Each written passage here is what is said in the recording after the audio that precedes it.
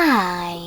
In front of me is Samsung Galaxy Fold 5 and today I would like to show you how you can change font style.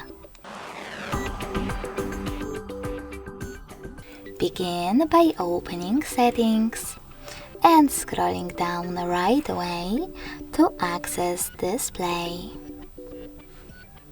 Now scroll down one more time. Tap on Font Size and Style. Go into Font Style and apply one of the available ones by clicking on it.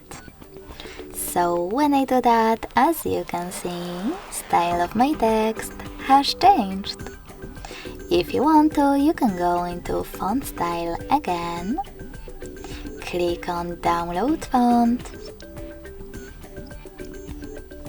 and get even more font styles from here. Just tap on the best one for you, hit Install at the bottom,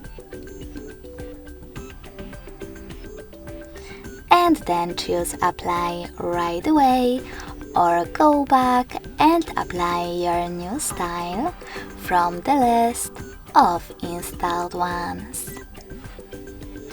Thanks so much for watching. If you enjoyed this video, don't forget to leave a like, comment and subscribe.